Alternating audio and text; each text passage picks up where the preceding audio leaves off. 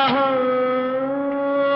ఒక మనసుకు నేడే పుట్టిన రోజు, అహో తన పల్లవి పాడే చల్లని రోజు, ఇదే ఇదే